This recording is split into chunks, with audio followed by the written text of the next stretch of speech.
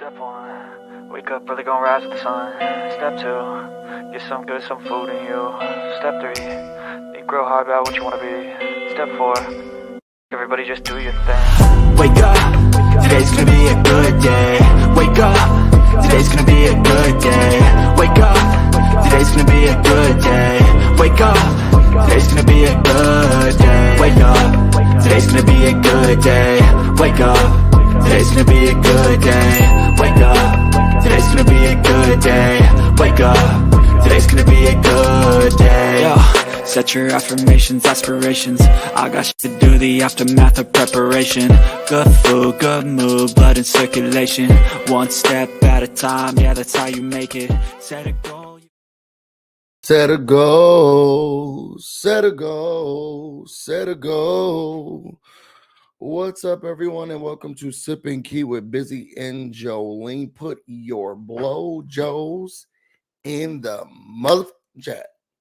Put your blowjos in the chat. Welcome to the weird and wonderful world of some of the most notorious. We need to change this intro. Content creators. This is Sip Ki, the original parody commentary series following some of the craziest internet controversies and infamous internet stars, Benji and Joleen, that's me, and my co-host candidly and hilariously parody all of the madness. So sit back, sip up, a bubbly, and enjoy. I want to say hello to everyone. Joleen is right now doing a live for her members, so she'll be over right after that. But we want to stick to our schedule and our times, you guys. So put your blowjos in the chat. And say hello when you walk into the building.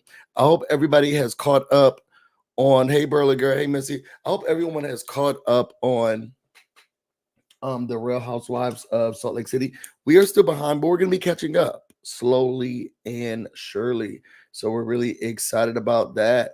You guys, tell us, what are some of the things that you all have been doing throughout this fall? Because today, and I know Joleen's gonna be coming, but today, I woke up today, it was 49 degrees. And I said to myself, this is perfect. This is really, really, really perfect. It was a beautiful day. And then we went to go volunteer at a men's shelter every month. Me and my friends, we get together. My friends from college, we get together and we cook food for a shelter within the area. So we normally do it on the weekends, but everybody's going to be busy these weekends. So we decided to do it randomly on a weekday, which is why we're actually late. But it was really fun. It was Tater-based idea. We actually did a like a taco bar type thing, you know? We kind of did like a Chipotle kind of feel, a Chipotle kind of aesthetic. Let me see if I can show you what it looked like. We don't normally in our friendship groups, we keep the photos for ourselves because we don't want to boast about like doing the like just doing good in the world. So we normally don't post pictures on social media and stuff, but this is what it looked like today. I made all of the meats. But I see there we got rice, we got our lettuce, we got our tomatoes, we got our chicken, we got our beef, black beans, pinto beans. We got corn in the back, sour cream, lettuce, all of that stuff. So we did all of that today. That was today's menu. Depending on what we have, it's always different, but yeah. We do it every month, and we kind of brought it up this month. I wonder, do you guys one, I want to say, so Carolyn says she's not watching it, but she said for that's awesome. Good job. I'm trying to get my nails done, but I'll be listening too. I have a question. So one of the things that I wanted to make sure that I always did when I got older is to make sure that I always gave back. I never wanted to forget where I came from and also how blessed I am. I know that, life gets hard for a lot of people, and people are concerned, or especially in this economy, it's very hard to pay for things. Are there things you all do to give back? Are there charities that you all give to? I'm always wondering about that or questioning that. I want to make sure that I know that me in this household, we do as much as we can. I can't wait for us to have children. The Bay has already started looking at private schools, but I want my children to know what it's like to make sure that they're donating, that they're providing, that they're a part of their community, because it can always be you. I think a lot of us are living paycheck to paycheck. So you just never know when the other shoe is gonna drop and when someone is going to like need that help. So what if there are things that any of you all are doing, what are some activities that you all do throughout the year to like give back? I will say this, and I don't care. When I go to Petco and they say, "Do you want to give money to homeless dogs?" And I'm thinking, no. What are these homeless dogs doing with my money? First of all, I want to meet the homeless dog. Or they say homeless pets. What? Nobody can ever tell me where the money's going for the homeless pets. What are we doing with these homeless pets? And why am I giving money to homeless pets? Is there somebody else we can give our money to? I don't know how many of y'all have pets, but if you go to Petco, PetSmart, the first thing they ask you is, do you want to donate money to the homeless pets? And I'm thinking, why am I giving money to the homeless pets? That's just something that I'm thinking. What are the homeless pets doing with this money? I need the deets. Okay. We donate as a family. We decide together who. Oh, I like that, Liz. So it's like once a month, or is it like annually? Y'all all together decide like this is where the money's gonna be going. What does that look like? Is it annually, or is it just like a monthly? Y'all do it. What about during the holiday season? I know the girls like to sign up for stuff during the holiday season. There's this soup kitchen in DC that I really, really love. I think it's just called like DC Soup Kitchen. And Daddy's disappointment said, better question. Why are the stores asking you to donate, but taking a double? To be honest, a few times a year, you donate Walmart. But there's a soup kitchen that I went one time, had the time of my life. The people, like, you could feel the spirit of giving and everybody in it. And it was like during the summertime, so it wasn't during the holiday season. But every time I be wanting to go back and volunteer my time and efforts, it always be booked up. And it been making me so mad because I really want to give back. And I really love the experience that I have with this soup kitchen. They had like about 50 people who come together because it's just me and my friends who do it. So it's never any more than like 6 people or 7 people. But it has so many people, and it's always good to just be around people who just have good, kind hearts and they just want to give and do. Because that changes people's lives. Today, at the place that we went to go donate, it was this young man who he didn't speak English, right? And just everything that we were doing, because I don't think we've seen him before. I think he's relatively new, I guess, to the show. I ain't never seen him in before. And we come every month. And he's like, he was only speaking Spanish, but he's like, gracias, gracias. And he was so grateful for everything that was doing. And I feel like he was like, am I supposed to get some of this? I want a chicken, I want a steak, I want everything. But he was saying all in Spanish. Then he came back, he wanted cookies, he wanted more dessert, he wanted cakes, he wanted all of this stuff. And I'm thinking, you just never know whose day you're making. And he was really excited about all of this stuff. And then at the end of it, he came up to us and like he started praying. He's like, God's gonna give you guys, so much money. And I'm thinking, bring it on, God. He didn't say money, but he said an abundance of happiness and wealth. And like, I just thank you so much. And we're just doing it as friends. Like, we all went to college together, except for my partner. He didn't go to college with us. So we just want to get back. So every time they're like, is this a church group? It's like, no, we're literally friends who love our community and we want to get back. So that's it. But you just never know whose day you're making. Liz said, I love buying Christmas gift for kids that leave their name and age on a Christmas tree at the mall. That's a thing. Can you tell me more about that? I have so much fun with that. Go all out. Okay, so wait. They put their information on the Christmas tree, and then what do you like? What do you do? Do you send a gift to their address? Like, what's the security concerns? So they put their name on a list at the thing, and then they put their address on it. That's a little crazy because then can't like pedos just go find them? I don't know. That's a little crazy. That y'all need to come up with another system. No shade to the girls. Y'all need to come up with another system.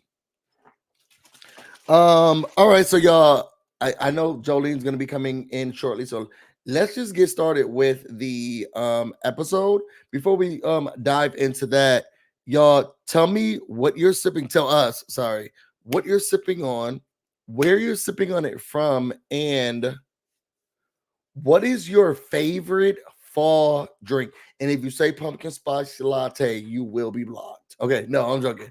But what is your favorite fall beverage? Because now we're in the fall. Tell us what your favorite fall beverage is. A tennis call. Let me know what kind of meat you're chewing on. Is it rare? Is it medium rare? Or is it well done just like my tea? A tennis call. Let me know what kind of meat you're chewing. Oh, I didn't mean to stop it early, but I guess we're here now. So, y'all, my favorite fall beverage, one, I am here with in Washington, D.C. area. And my favorite fall beverage is apple cider. I'm actually making apple cider right now. It's been slow cooking in my crock pot for, I want to say, almost 8 hours now. I have Granny Smith apples. I have Gala. I have Macintosh. I wish I had some pink ladies, but I put enough Granny Smith apples to kind of add that in. So I'm excited about that. I got my cinnamon sticks in there. Okay. I got my the recipes that I've always like looked at calls for like a lemon or a lime, but this is what I do. I use grapefruit. I put a grapefruit in there. And then I put one lemon, and then I put 2 oranges in there. Give it that flavor. And then I'm just gonna let that sit for a long time. And then soon I'm gonna use my cheesecloth and really brew that thing out. Ooh, y'all not gonna be able to take me. Y'all not gonna be able to take me. It's so good. Try that recipe. So good. Have it slow cooking for at least 10 hours on high. Make sure you put the waters in there. But it's so good. So Care Bear said apple spiced wine and apple spiced wine. Shout out to the new member, Masked Angel. Thank you so much for becoming a member. There's a lot of messy stuff you're going to be able to see, so be careful and be mindful. Very demure. Lacey said, hey, chat, I'm catching up on the chat, but run a resource room at one of our local schools. I run a resource. I applied for grants and purchase stock food hygiene. Oh, my God, Lacey. Maybe we can do something for this Thanksgiving, for this November, where we put together like a Sip Ki donation thing. I think that would be great. Listen, oh yeah, apple cider. I love apple cider. Yummy. That sounds good. It's going to taste good. All right, y'all. So I'm about to start this review, and then we're just gonna cuss out Joleen if she makes it. All right. Sorry, this is a grapefruit bubbly. So I have the worst post nasal drip right now, so I'm trying not to talk as much, but what can you do? Because I feel like I'm about to get the worst headache tonight. Sorry, I know that's not crispy.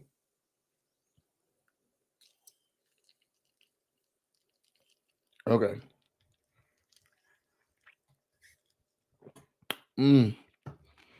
Delicious. Okay. So y'all, let's get into the episode. So now we're at episode 2. Episode 1 was a key. Loved episode 1. Hopefully you guys are watching. Let's get into it. Episode 2 starts with Lisa and Bronwyn. They're just driving around catching up on what happened during their last meetup. Clearly, it was very clear that everybody was very upset with Whitney, and it was just too much of a gang up. I don't know. You guys put it in the comments. Do you feel as if they ganged up on Whitney? I feel as if it was a gang up. Y'all tell me what y'all feel about it. Everybody's going through about what how they felt things happened. Can I say something about Can I say something very quickly about Angie's husband?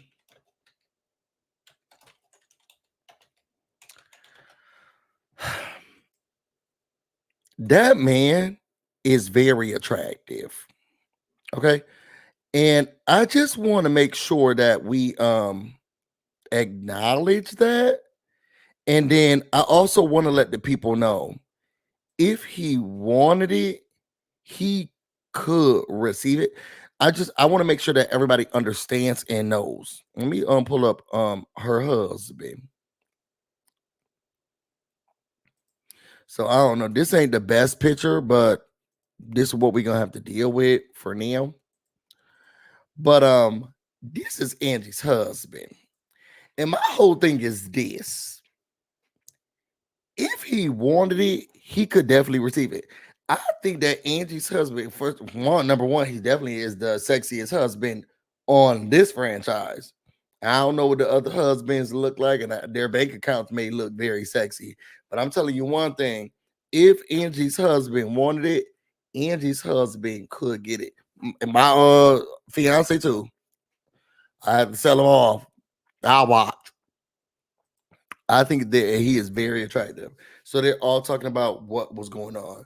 Then we get to Mary Cosby first. Ooh, let's get a little messy, y'all. So we get a Mary Cosby scene.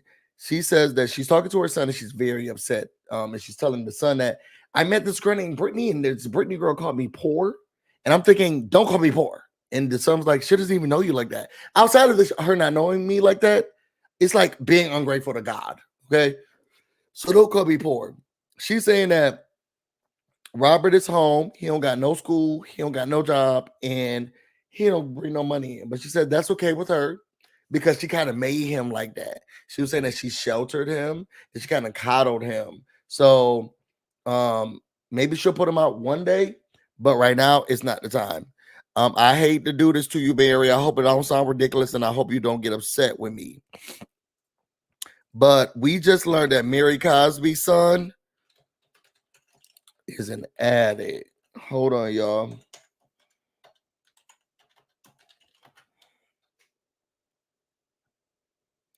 Okay, I'm gonna do.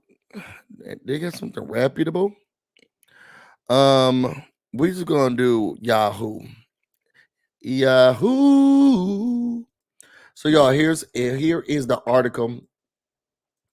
But it says that Mary Cosby's son, Robert Jr., checks into rehab after a positive drug test. We're going to read this verbatim. It says, Mary Cosby returning to the Real Housewives of Salt Lake City as a full-time cast member is truly a gift. Mary might be controversial, but there's no doubt that she makes for hilarious TV. We literally never know what she's going to say next, both in her confessionals and to the faces of her co-stars. We're getting to see a little bit more of Mary's personal life on the Real Housewives of Salt Lake City season 5. She's been open about her dynamic with a live at home son, Robert Cosby Jr. Mary might be an enabler. She admits that she's giving her son money regularly while he lives an unemployed, sheltered lifestyle at home, which I just told you guys.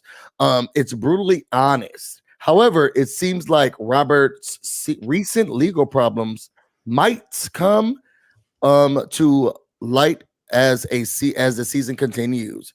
Let's go into his personal struggles. According to documents obtained by the U.S. Sun, Robert Jr. is currently in an inpatient treatment facility in California. They don't have any in Salt Lake City. Hi, Busy. This is Mary Cosby's son. He's in inpatient right now. That's what they say. It's been reported on several news outlets. Right now we're doing Yahoo Entertainment. Not Yahoo. Oh my gosh, what is he struggling with? What's his We're about to see. I diagnosis? just started reading it. Got it. It's unclear when he checked in. Oh, wait, his attorney informed the judge overseeing his DUI case. Oh, for a DUI case. That he couldn't appear for an August 15th hearing because he was seeking treatment. Good job. It's unclear when he checked in or what specific treatment he is seeking. However, documents indicate that he entered the facility sometime after July 19th. Well, what a scope. It's a range of time. It's October 8th. According to the earlier court records from July, Robert seems to have been struggling with issues relating to drug abuse. Records indicate that he did complete certain aspects of his court order, like a 10-day detox treatment and home confinement. However, a report was filed that he was non-compliant with other aspects relating to alcohol testing and substance abuse treatment. Back in May, the court record states that Robert Jr. tested positive for cocaine, Oh no. fentanyl, and THC Oh my god. when he was initially ordered to enter an inpatient treatment facility. The initial DUI charge stems from an incident back in March. This is in 2022. Oh damn. During that arrest, Robert Jr. did not have a driver's license. Wasn't it Karen Huger? He did not have a driver's license and was throwing cans of beer into a dumpster. He denied drinking alcohol, but he admitted he recently had taken some oxycodone. Why would you deny alcohol but say I took oxy? I definitely wasn't drinking, your officer. Was not drinking, officer. But I did have a little bit of oxycodone, Xanax, and I smoked some weed. So if you want to pull me over, just know no drinking in here at all. But I did do oxycodone and Xanax. And I did smoke a little bit of weed. So I know what you're probably thinking, like, oh, is this guy drunk? No. No, I'm not. I just took a couple of drugs. According to the records, he failed a field sobriety test and was charged for driving under the influence. Real Housewives of Salt Lake City continues Wednesdays at 9 on Bravo. Oof. Goodness. What are we thinking about this Robert Jr. situation? I think it's sad. I think it's really, really sad. I think it's hard when I don't know, just that young. I really fear for young people during this time period. Like, it's just, what other ways do they have to escape? Like, we used to be outside, and then, if we didn't want to be on our phones, or we couldn't use our phones as an escape or a book as an escape, they say go outside. But now it's like people don't want to read anymore. Everybody's on a podcast. TV is now streaming. How much money do you have? Nobody's buying cable. So, and I don't know if where you live, do they still have like network television? You remember when you used to be able to buy a TV and you always had the big four? You all ABCs, CBS. Which one am I missing? So NBC, ABC, CBS, and Fox. Yep. And then PBS will be there because it's a public service thing. But that happened when you just all you had to do was purchase a TV. You had that stuff. Now it's like, oh, do you have this? And you can't have that. So now, what things can occupy their time? And then another thing that has become escapism is drugs and alcohol. So I just fear it. And fentanyl, I mean, it's terrifying. It's terrifying. Like, you can't, I mean, you literally can't take, it feels like you can't even take a Midol from someone. Like, anyone gives you anything, don't take it. Not even a Tylenol, because with like fentanyl is just it's so scary. It's such an epidemic. It's just terrifying. I don't know. I'm with you. I'm very scared for the youngins too. Yeah. Because it's no joke. Yeah, it's sad. So I feel kind of bad for him. I wonder what I hate to say the word accountability, because he is grown and he's making his own decisions. to drink, drive, lie, whatever. But knowing that in this episode, Mary Cosby talked about how she sheltered him, she kind of made him like this. I wonder how she's dealing with this, because to self-actualize and say, yeah, I made him shelter, he don't really know the world, he don't really know life like this. And even in this episode, when she's like, you're not gonna grab a napkin, somebody has the munchies. Girl, you know that boy was high. That's why he picked up 4 donuts and left the room. Do we know, is he still married? Did they say that this episode?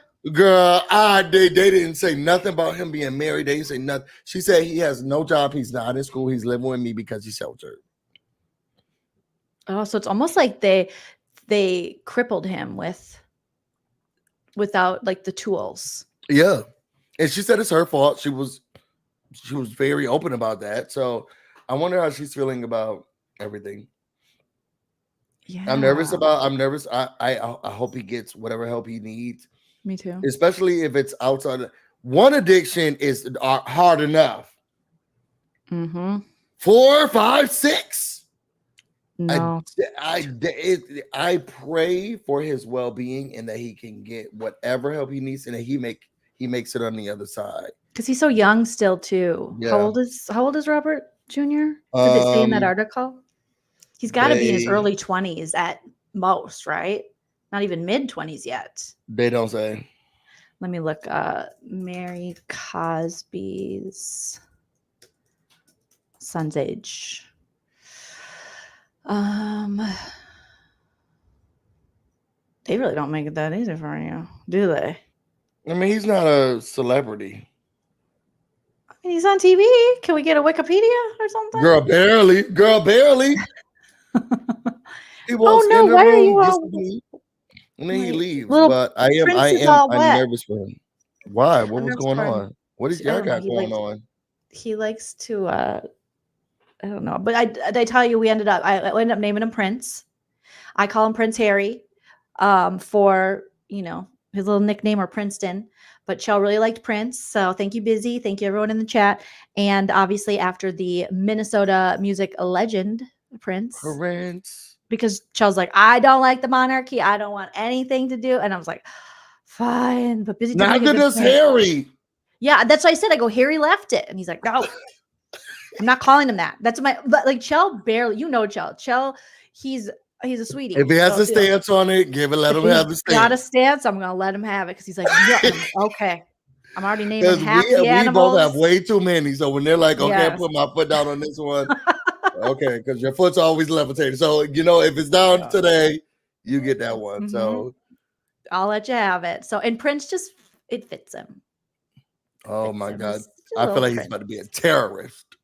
Probably shouldn't have said that on YouTube. Jesus. I know, now we're demonetized. Thanks. Thanks a lot. Already. Okay, so then we move on to the next scene where we have Lisa, Bronwyn, and Heather.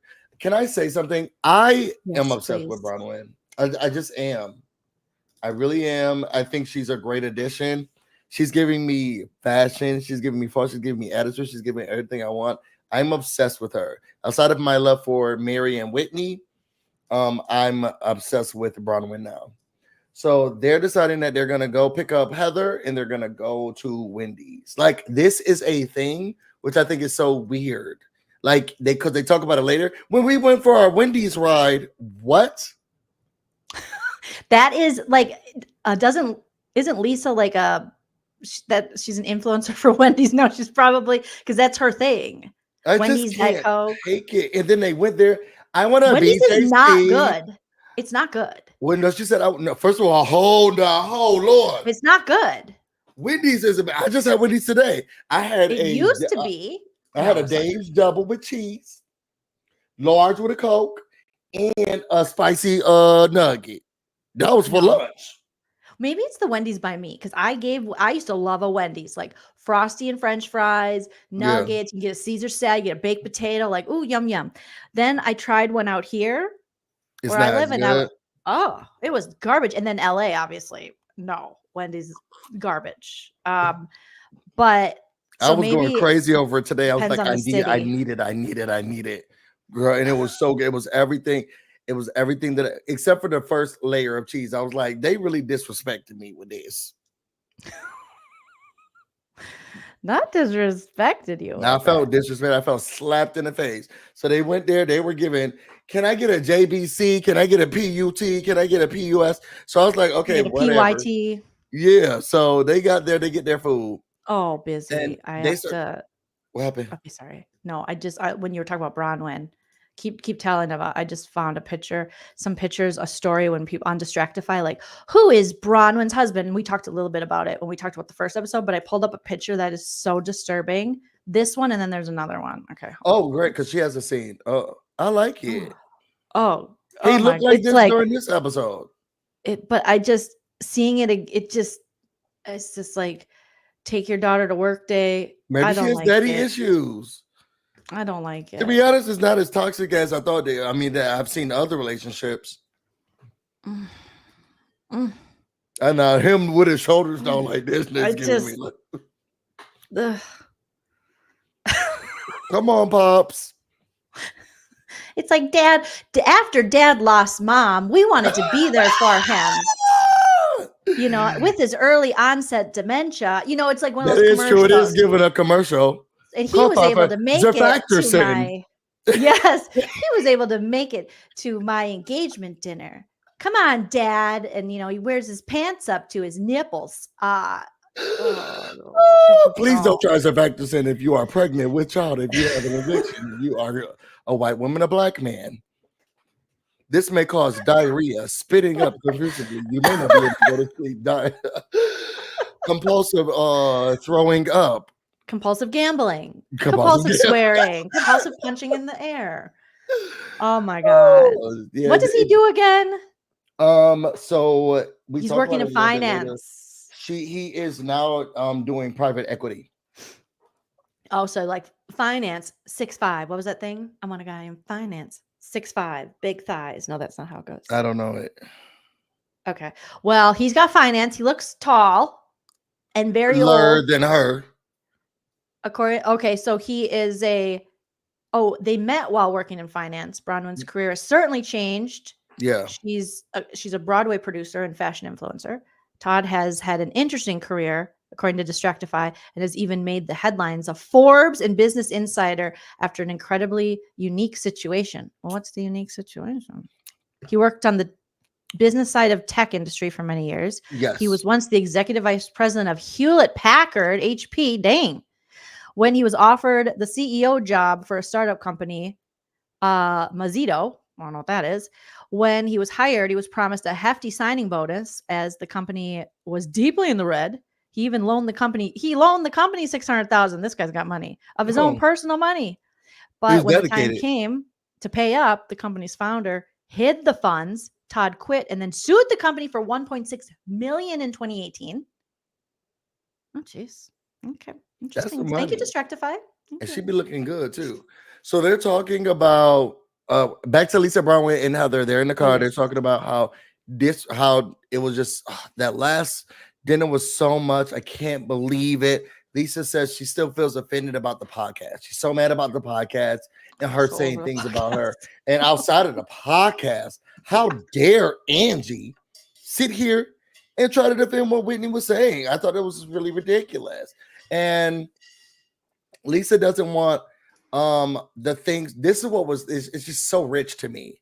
I don't even know if I can trust saying anything to Angie anymore because I don't want the words that I say to be used against me.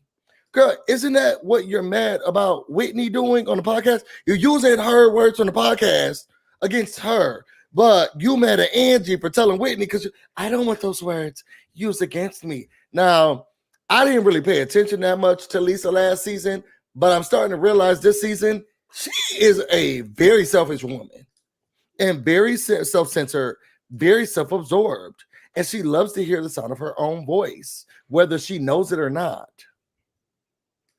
Oh yeah, I mean Lisa's always. I'll be honest, I enjoy Lisa, but I'm kind of enjoying all of them this season. Even Brittany? Well, no, she doesn't count. But not yet. That's what her man said. But Heather, I've fallen out with Heather, but we'll see if she gets me back this season. Mhm. I'm already over Heather. I'm already over Heather. Yeah. So speaking of, she says that she understands that Angie is defending her, but she just hopes that it doesn't sound like a gang up. It really wasn't a gang up. Bronwyn said, "Look, it did feel like you guys were ganging up on her." And to be honest, I had a conversation with her. I mean, well, it did feel like you guys were ganging up on her, and then it did feel like she was also being performative because of the whole. If you want to see it, heal Whitney. She's like, I thought it was way too much. It was over the top. Heather's like, wait a second, you talk about my cousin? Only I disrespect her. That's true. That's the truth. That is true. And but I think what my frustration is with Heather, let me tell you this. Look into the camera, and I want you to hear me clearly. And look at me, and I want you to hear me clearly. You need to heal, sweetie. Okay, you've made several bad decisions, several seasons with several racially ambiguous women. And then they always keep burning you. Okay, that's what you need to go to therapy about. Why do I keep letting these racially ambiguous women scam me, make me feel bad, Punch me in the face, punch me in the face? Why I keep letting these people of color do this to me? But then you can't also then now take that out on everybody you just meet. Okay, so Bronwyn's in the front saying, girl, I thought that speech was a little crazy. She's like, oh my God, this is something that the other people used to do. The other women used to treat me like this. I'm starting to see a pattern. Girl, you need to go to therapy and you need to heal. You cannot sit here and every person you meet, they're like, I didn't really like the dinner, but I'm not going to say anything. Oh my God, that's what Monica did. I'm triggered. Go. Everything is not going to bring you back to these women of color who punched you in the face and make you feel bad about yourself. You need to let it go.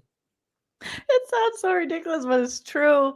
She did get punched in the face. And the fact that Heather simped for Jen Shaw for so long and is going to be so self-righteous now, and they're going to say, oh, we're not going through that again, even though we all kind of simped for Jen Shaw. And then when Monica came in, we draw a hard line. What? You know what the thing is? Y'all wouldn't have a show if it wasn't for these other people. If it wasn't for you being punched in the face by that lady, if it wasn't for reality Von Tees sitting here and dragging y'all, you wouldn't have a show. Okay? And I understand. I'm not living through it. So it must be traumatic to go through it, but also seek help. Well, I also saw Up and Adam did a video about talking about the situation with the Real Housewives and how they are still getting texts from Jen Shaw from prison. But it makes no sense because if you're going to hate Monica and go, we're not going to go back down that route. And Monica didn't do half the shit to you that Jen Shaw literally punched you in the face. Monica might have had a little blog or a little Instagram where she talks shit about you guys, but you guys talk shit about each other for a living. So now you drew that hard line, but now you're still going to talk to Jen Shaw, who scammed the elderly, stole money from people, hurt your reputation, punched you in the face.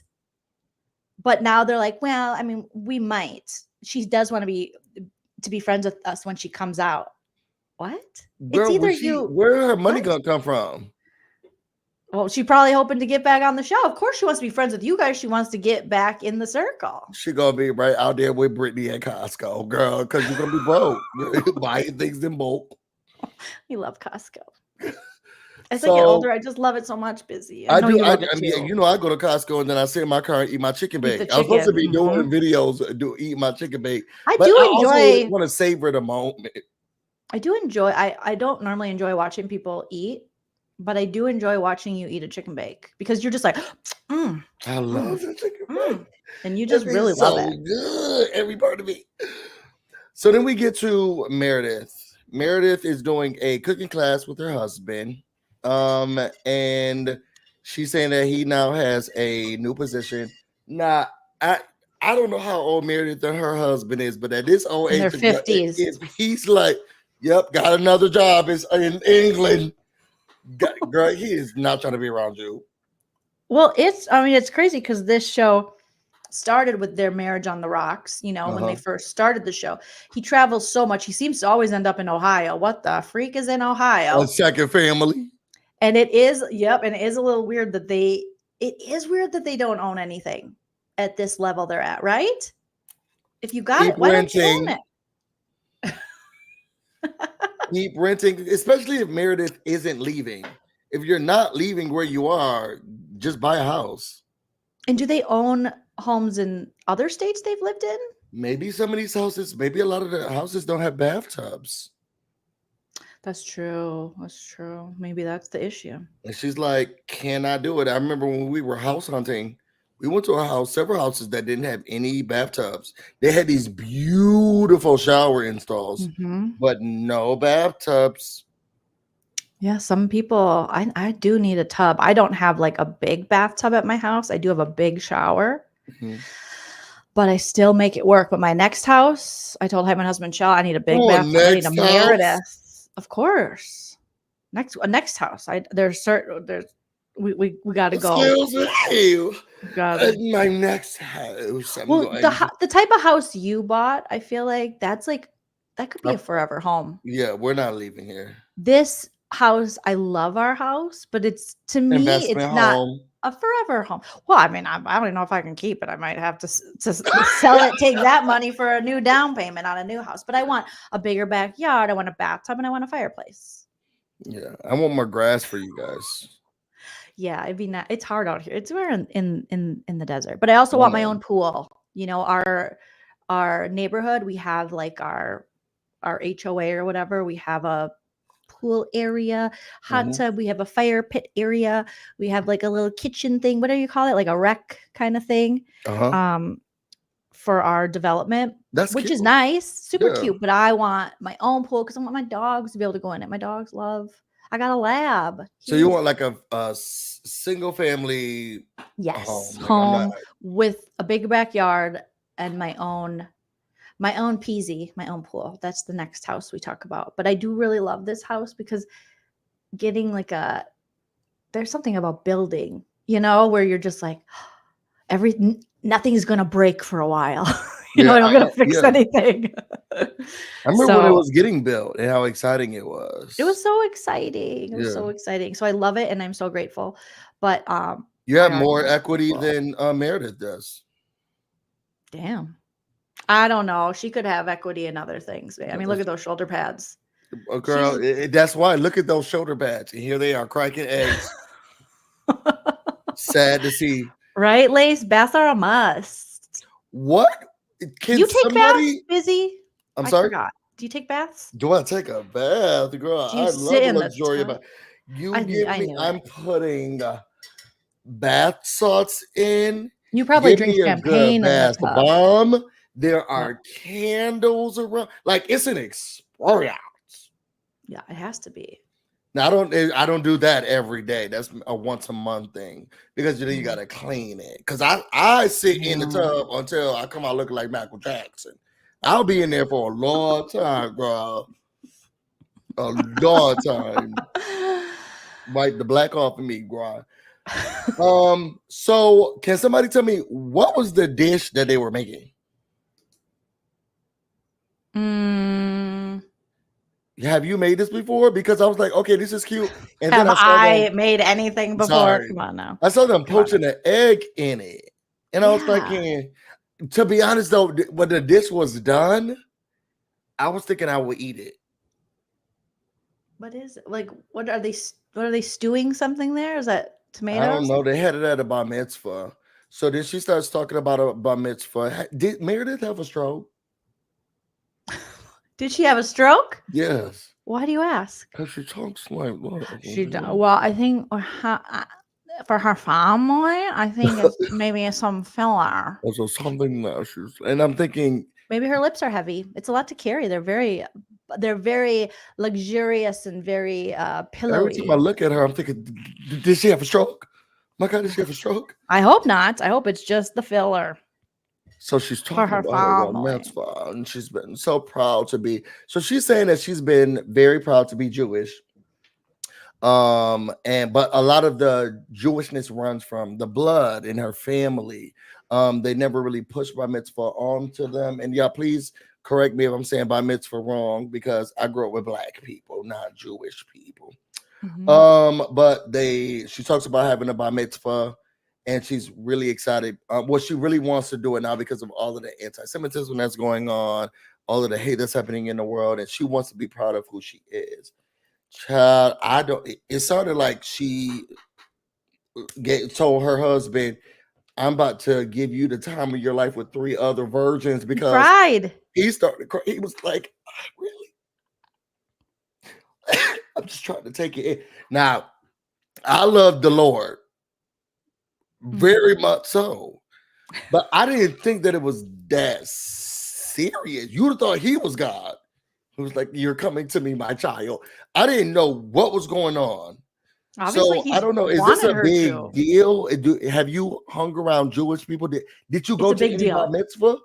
It's a big deal.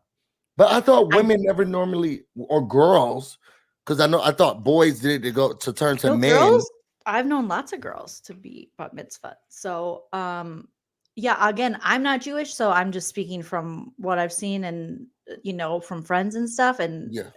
but it is a very big deal. But I've never seen or heard of, I guess, not that it doesn't happen, an adult. Like, I grew up Catholic, so you can, I don't know if it's still the rules for the Catholic Church, but if you want to get married in the Catholic Church and you want to marry a non-Catholic, they have to get all their sacraments. So that means you have to get your first communion, which you usually get when you're in like first or second grade.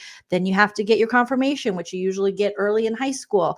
And you have to confirmation? go through classes. Yeah. And then you get an extra name. Like, you pick a saint name or just a name you want. I picked Francis.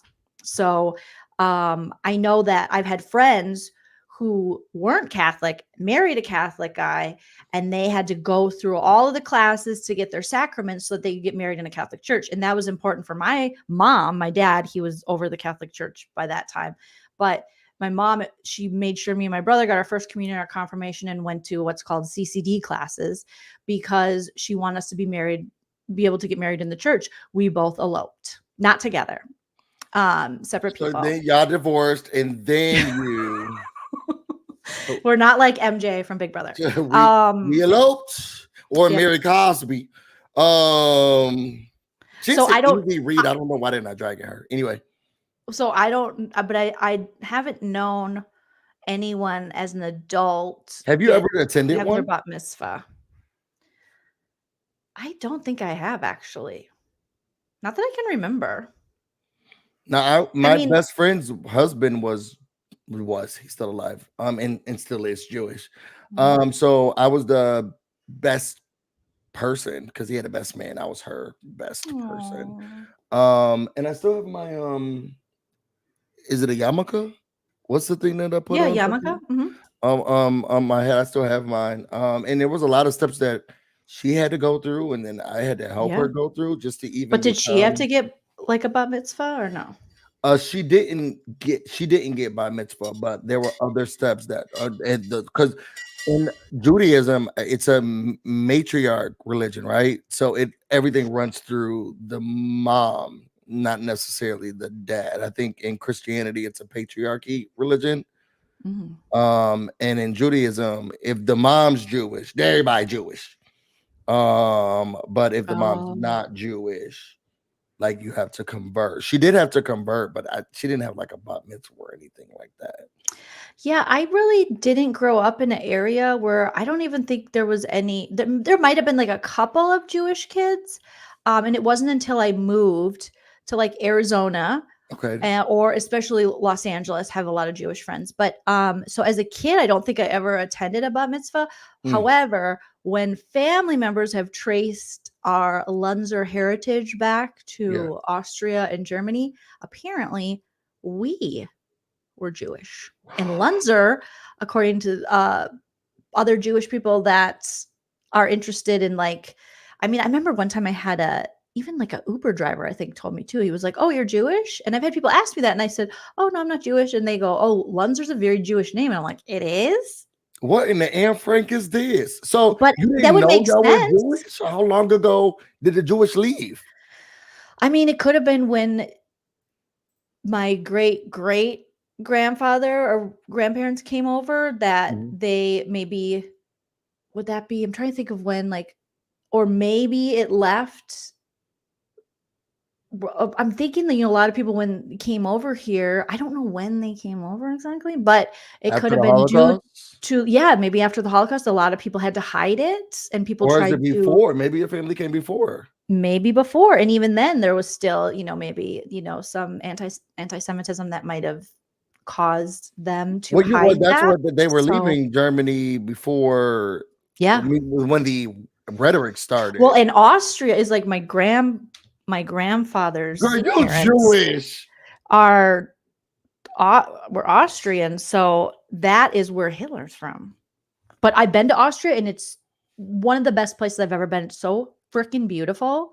That's why And Hitler was such a great leader. ugh, It was one of the greatest places and kicked your that's one of the family out. countries I would love to go back to. Me and Chell always Austria? talk about that. Oh, it was gorgeous, busy. We were in we went to a couple places, but we went to is it Strasbourg?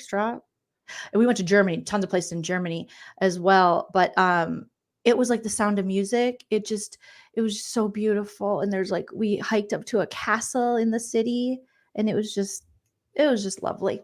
Isn't The Sound of Music also about the Jewish? Yeah, and I think it's in Austria. Oh God. They're supposed to be filmed there. But yeah, I wonder how much now I'm really interested.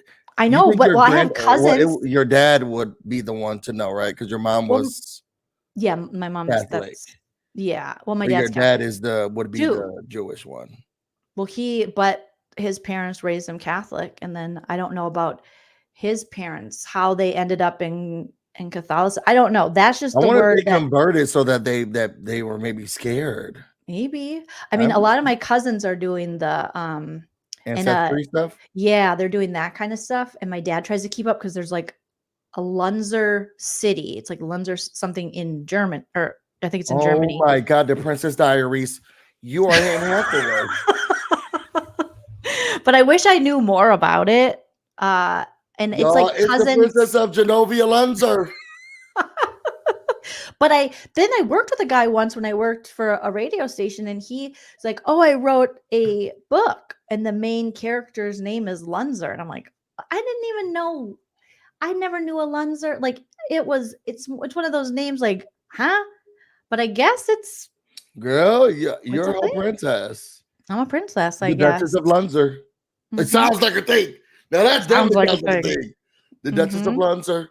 And look, it's in your blood, your family. I gotta go to there, and they'll be like, "Oh my God, are you a Lunzer? Oh, wow!" Or they'll be like, "You're a Lunzer." You roll it out, Anastasia. We've been looking for you. Yeah, so it is interesting when you trace back that stuff to think, because and then someone said we have maybe some Hungarian Jew. Yeah, all over the place. What? There's so much. It's just that's what's crazy is so much that you just don't know about your own ancestry and stuff. I say figure it out, learn it right now. I mean, mine can only go back so far, slavery and stuff like that. But I just watched speaking of that, there was a guy, and it was like was it a 60 Minutes or something? And there was a gentleman who bought a house. There was this house that they lived near, and a guy that had moved. Was it in Virginia or somewhere there, somewhere near you, I think? And this guy went on to move to California and was very successful working in, I don't know if he was working in television or something, but his whole family was back on the East Coast, and right? Yes. Okay. And then the sister called him one day and said, "Oh, this house is for sale." And they knew like the family that lived in it before. And she's like, you should buy it. Okay. So this black man buys this house, finds out that it was a slave house where his ancestors, it ties back to his ancestors, were once enslaved there. So and they had no idea. And it still had like the main house and then the slave house in the back. And they have a group of men that it's their job to kind of make sure that these houses are kept up for history. Okay. Especially, and they can go into the slave house, that the back house, and see what like what time frame this was, and they could tell a Wow. lot of things by. And it was so I'll send it to you, Busy. I Yeah, just we'll let saw you it, see that. and it was an amazing story of this family, and now they're like they're celebrating there in this like I will create a this museum. right. Well, that's what this gentleman said. He's like, I want to make this accessible because they also found that their ancestors were buried in that backyard. So he wanted to Okay, then. now we've gone way too far. People walking over my ancestors. Well, I no, said a museum, but now if they're buried there. well, he wants to make sure they have, because they're, they would Oh, the mark them proper. to some Oh, okay. proper, Yeah, yes. yeah. And the family was just speaking on how that is just so full circle to That's think that awesome. one day he's like, to think that our ancestors were here going through just the God worst. knows what, and here I And am then, buying the land. yeah, to think one day in the future, our family will now own this land and it'll be a totally different feeling, vibe. And it was just this beautiful, I love that. tragic story of just, and it was surrounding this house that they always drove by, and they knew people that lived there beforehand, and now the family like is a big family and celebrates. It reminded me a lot of your family, how you guys have like big celebrations and you're very close, and Yeah. you make big dinners and stuff, and it was incredible, the Yeah, story. I want to see it. It was almost like they were drawn there. for You know for what I sure. mean? Yeah. So it should have been a movie, the story about this guy, and just sorry, Right. that just made me think of that when you were talking. Well, girl, it's about your history first. Mine's boring. Princess Lunzer. So she's deciding she's gonna get bat mitzvah. She said her husband has been encouraging it for years. He was really excited about it. He was like, look, this is your heritage. I've never seen a parent, be the last person to do it, but I say let's do it. And he was like, he also said there was not a lot of Jews in the world. And I thought that was a lie, but there are not a lot of Jews in the There's world. not. No. I was very shocked. I really thought that there were a lot more Jews than there are. It's not even like top 5.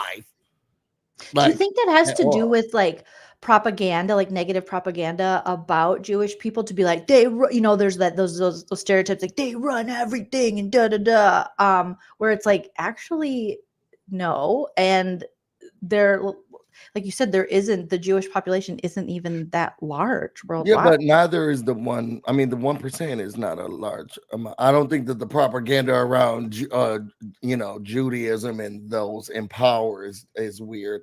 I wonder. I think that from the Jewish people that I knew when I worked in at a radio station too. What? Remember I told you I worked in medicine? No, I was joking. Yeah, I know you did, but it's like, oh, we have another thing in common. But a lot of them just fell out of practice, and then you just marry and you love someone else, and then you go somewhere else. I feel like it's a very hard religion to keep up. There's so many different types of Jews, and then there's like real serious ones in it. And I don't know how many different varieties of Judaism there are. It seems as if it's very strict. Like maybe there's 2 or 3 different types, where in Christianity there's a lot. Oh, yeah. Yeah, because people will say Christian, but you're like, there's so many religions that fall. I'm Pentecostal, I'm Baptist, like you could be so many different things. And I feel like the Jewish people, and I actually have roommates who were Jewish. She was like, I am not doing that stuff. I mean, we did help at a co-op, so we did like do some of that stuff because they can only eat what's the word? The meats were specific. Oh, kosher. They were kosher meats. So we worked at a co-op. So I mean, it helped me save for rent, but it was like, if you do this, then we'll have food in the house, and we get it. Her family owned it. So, but she was like, to be honest, once my parents like moved back to upstate New York, I'm not doing this co-op thing anymore. Like she just was really not trying to continue on a legacy of Judaism. And I know a lot of Jewish people who like, I'm not practicing. And if I get married, maybe I'll do it, maybe I won't. Maybe like how Meredith was. Like, I mean, it's in my blood. I'm Jewish. Who cares?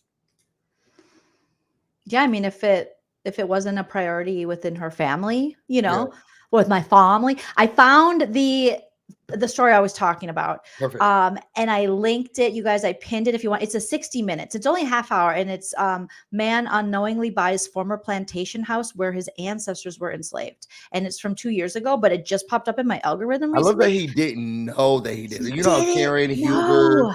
family, they knew that this was the land already and stuff. So I Mhm. love how he did not know.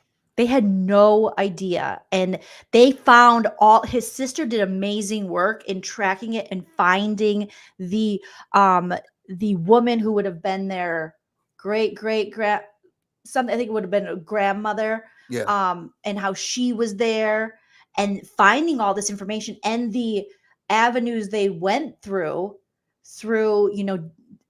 different places that preserved, preservation for Black history, and Yeah. how, because people obviously they're in, you're enslaved. And so the Yeah. way they tracked those enslaved people through the Currency. yes, through Yeah. the, what is it called when you do the, not the censor, but the, what is it? Where you kind of, how you figure out how many people live Census? where, who, yeah, like through a Census. Okay. census, and how you were a number and how they tracked it was just like amazing work they did. So I'm gonna watch sorry. it. Long story short, I pinned it for you guys to watch, but it was just like so interesting. And yeah, like you were saying, like they had no idea. I think I like that the most, is that Mhm. they had no idea. Then also at the end of it, he said that he can't wait to talk to his wife dirty in Hebrew.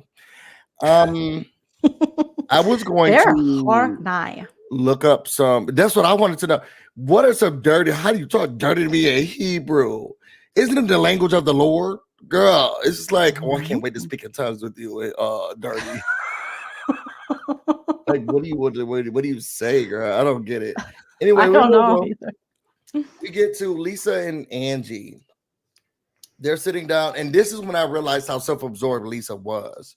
So Angie's sister, Angie nose must stink because it's up everybody's ass, and I really don't like it. It's like it's some parts of me wants her to grow a backbone. It really bothers me that she doesn't have one. So she's sitting there, she's like, I really didn't sleep well last night because I felt like you all were ganging up on Lisa. And Lisa was like, no, we didn't. I don't think we were, and to be honest, I don't actually care about the ganging up. You brought up on Whitney, that she something- thought they were ganging up on Whitney. Yeah, you brought up something to Whitney that you should not have done. Okay. And I didn't like the things that you brought to her that I said to you, because I have things that I say to you that I've never said to anyone else. Now, have you done that before? Because I felt like Angie was like, girl, I didn't think that it was that big of a deal of me saying that, she didn't like what you had to say in the podcast. Like I didn't think it was that big of a deal. But also, like when I talk to you, that now there are some friends, I come to you and tell you, that I'm like, okay, Joleen is one of them. Whatever I talk to Joleen about, no one will ever know. Like y'all not gonna know. Because like you're one of my top friends. Now there are other people's business. I'm like, girl, let me tell you what I just said, what such and such told me. Because you're my top friend. So it's like I gotta go to you about the gossip that I have. But I would never tell anything that Jolene's ever said to me to anyone else, even if it was somebody else. Like, okay, well, we close friends, and Joleen told me to watch out for you, but I'm not gonna say that. I wonder, have you ever? Do you feel Lisa's side? Because I don't. All Angie said was she didn't like that you was talking about her on the podcast, and now it's, are you going to go around and tell the people when I talk to you about private things? Is it always going to get back to someone else? Girl, I told her that you didn't like that she talked about you on the podcast. I didn't tell her that you were ovulating. I think it was it would be one thing is like, she doesn't want anyone to know, but she's going through a divorce, and then you go tell that, or like the husband cheated and she's going to tell when she has time, but it's literally she just said she didn't like you talking about her. Could it be seen as like stirring the pot or whatever? But yeah, that's kind of the housewife's job in that sense. Was she going to tell Whitney? I feel like she's exaggerating, making And then she could help you in apologizing. Yeah, Mm-hmm. Like, I was just letting her know so that she can come and talk to you about it so that y'all can clear the air. Lisa Yeah. just makes too much stuff about her. So then, and now as much as I think that Angie is a brown noser, I love how she was handling Lisa. And Lisa, girl, you can't take the heat, sis. You just can't. I know you love her very much, girl, but she can't take the heat. So Lisa's like, Angie says, look, I've been trying everything that I can to be a good friend to you and showcase that. And Lisa's like, well, I feel as if every time you're trying to, because there's a breathiness about her that really annoys me. Every time I feel like we've moved past things, you've always made it so that things are harder than they're supposed to be. And she's like, no, I just didn't feel like you all were tag teaming her and like ganging up on her. I don't think it was a gang up. I feel like other people had other issues with her. And then that's what's going on. And you know what? I feel like I'm getting labeled as someone who is hard to deal with. And I hate that Angie is trying to make me feel like everybody has to think like her. No, I'm going to think like me, and I'm going to do what I want to do. Angie says, look, I'm just tired of you feeling like just because you're louder than everyone and you talk over everyone doesn't mean that you are right. You're not the only one who has something to say. You're not the only person who has a perspective. And she was saying, well, this is who I am. And you're just going to have to deal with it. This is how I talk. This is who I am. If you love Lisa, this is what it is. And Angie's like, well, I don't think everybody's going to want to deal with how you're doing. And here's Lisa.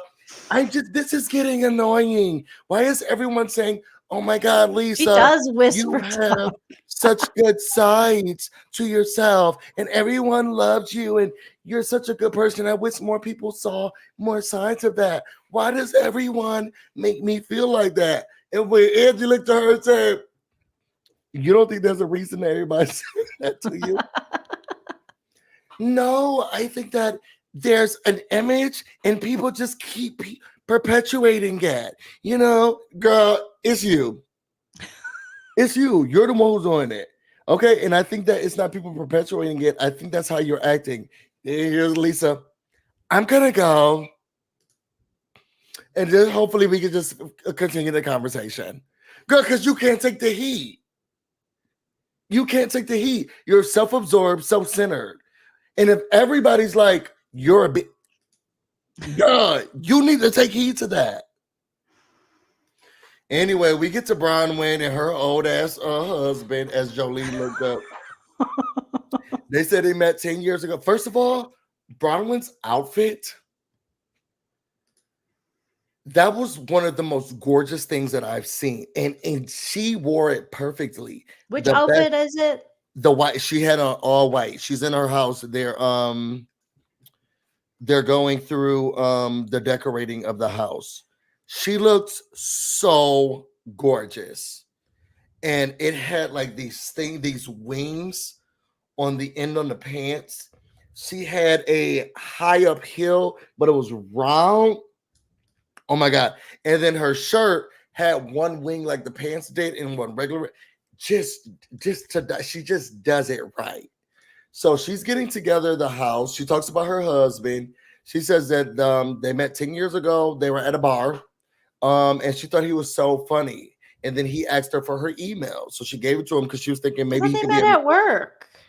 A mentor. No. Okay. They were at a bar. And then she was like, oh my God, I feel like he's going to be my mentor. And the guys were like, no, I think he likes you. And he's old. So maybe he doesn't know how to use text messages and stuff. Yeah. But my whole thing is this. Then she says, he made all of his money in tech. So does he know technology or does he not? Yeah.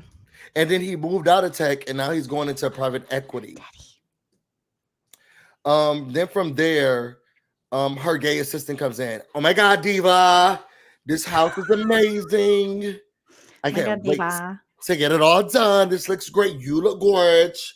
Hey, Todd comes in. Look at the place. Oh, is there anything we left in the archive? He was trying to earn a spot. Okay, but you're no Dwight.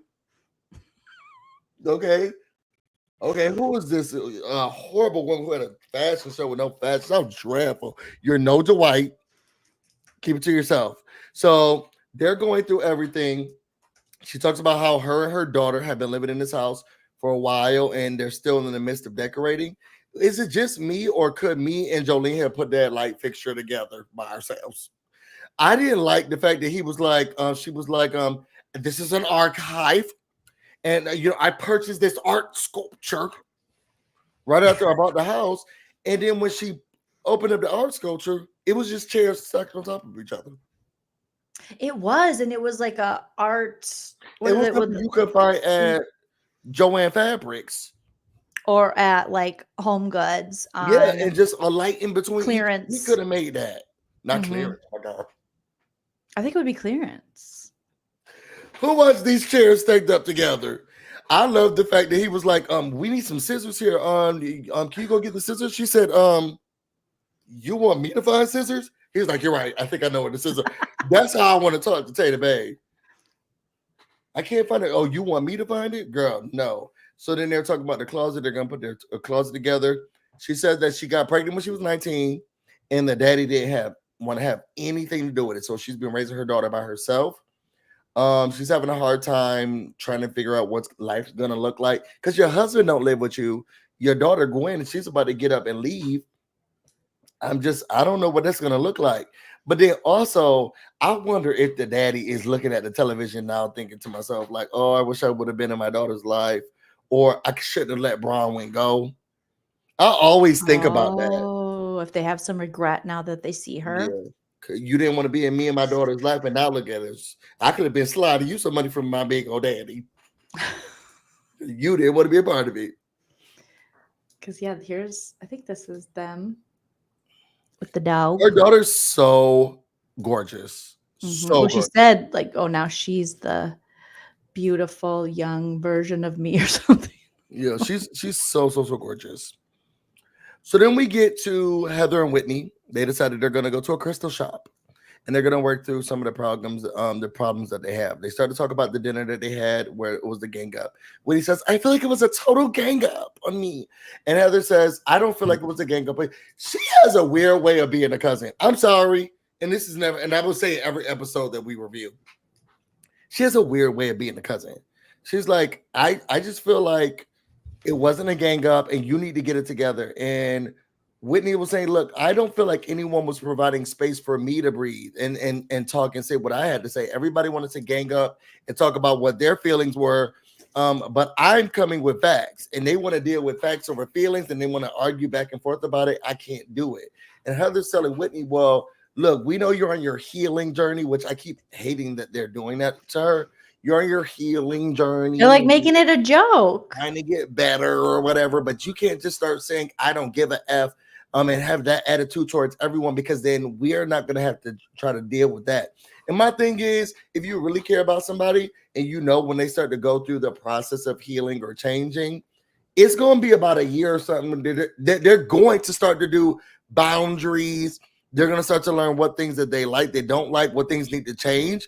And you're going to, if you want to be in their life, you have to deal with the new aspects of their life. And if you're supposed to be there, it'll all come out in the washing at the end. But if a person starts a new journey and they're 3 months in, this goes for like a psychiatry, for therapy. If you're trying to deal with addiction, when that person starts to change, things will be different. And some of those things, when maybe I don't care about your feelings right now. And you're not used to it because you're probably used to the substance abuse them, or the I like to get beat up them, or I'm just going to take whatever you say them. So it gets hard when now they got boundaries for you. Because a lot of people are like, oh my God, you have this addiction or you have this trauma, you need to get healed. But they get surprised when then the healing starts to turn on them. Girl, this is a boundary for me, so I'm not going to have this conversation. Oh, now you have boundaries. Girl, weren't you the one saying I need help? Now I got it. And I'm telling sometimes you, I don't give a F. They prefer, like, you will, when you go through journeys like that, or you're on a healing journey, spiritual journey, or you're getting sober or whatever, there are people that prefer you the other way. They prefer you unhealed. And so you lose relationships that way. And it seems like they've just made a joke out of Whitney's journey. I mean, Whitney figured out it went through something that was huge, recognizing that you were abused by a family member and that you're healing for that. You think someone who is, granted, they didn't find out they were cousins until they were on almost a television show with each other, but you would think Someone someone who's- inbred at least would know. yeah, someone like Heather of all people would have sympathy to that coming out of her experience with Mormonism, but no, very little empathy. I can't. So she's telling her, you don't get to treat us differently because you're on your healing journey. And Whitney's telling her, I wish you would have just stood up for me more. I think it's unfair that you took their side and you didn't stand up for me. And Heather said, you know what? I'm going to take accountability for my part in that. I'm going to be different. And Whitney says, thank God, because what frustrates me is that before all of this, I had already planned something with Trixie Mattel, which I love. She's one of my favorite drag queens. It's one of Whitney's friends. Yeah. You got to come out here because I live right by the Trixie Motel. I know, and I wanted to come, but I want to actually stay there, but it costs your firstborn child. Like, that's how expensive it is. It's so expensive. But you can just go there and hang out and have a drink and hang out by the pool and have a snack. I know, but I want to have the full experience. And because I watched it being built, I watched the show. So I want to be a part of it. You want me to talk to Brian for you? See if you can, and then get me in there. Like, if I have that love it being built. connects, I would. So they want to go to Milwaukee, and when he's saying that, look, I think that this would be a great thing for the group because I've already made it with a lot of people. I like Bronwyn. I met up with her, and she's very open. She's very direct. I think she's cool. And Heather, she already gets the ding in her brain. Like, wait a second, she says she liked you because that's not the same. That's not the same right when that I met. I can't believe she says she liked you. She's just gearing up. But Heather says, F your thing. I actually have an activity. So how about we put yours on the back burner and then we talk about mine and we do mine first and then we'll see how things go. So they say that they're going to do that. Then we get Heather going out with Brittany. They go to play pickleball. I've never played pickleball. I don't know anybody who played pickleball. It looked like tennis to me. It's just smaller court. Everybody plays pickleball out here. You play Very pickleball? Popular. I've never played it. I would though. Why not? You would? I would love to see you running up and down playing pickleball. Why? You think I can't do it? No, I think you could. I would love to see you do it. Well, I don't even know if I could, but so Heather says she likes Brittany because there's an openness about her, which, to be honest, that's what we're hating about her. So they talk about Heather's invite. Heather's like, okay, everybody, we're gonna be doing, obstacle courses, getting all the girls together. Then we get to Brittany's timeline. From what I hear, it's all fake. That's what the people are saying. They said she didn't get selected to be a full snowflake holder or whatever they do, because everything that she was doing was a lie and was a sham, and the producers found out, and that's why she's not a part of the show. Really? Yeah. So she was just making shit up? Yes. Who's saying this? Like Kempire and stuff? I don't think Kempire's. Is Kempire reviewing the show? He does not come up on my timeline.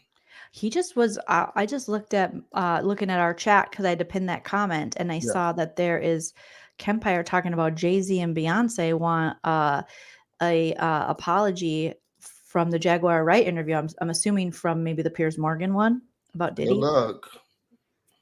Good luck. And what will that mean? An apology from Jaguar Wright? What do you get from that? Maybe from the Piers Morgan show itself for Ari. I didn't watch the interview. Did you watch the interview? I didn't watch that. Jaguar Wright's been talking since I was born. All right, her going on Piers Morgan is old news. She's been saying this stuff since I was little. Yeah. Yeah, Jaguar, the white people starting to get to know her now because of all of the Diddy stuff, but we couldn't get this lady to shut up forever.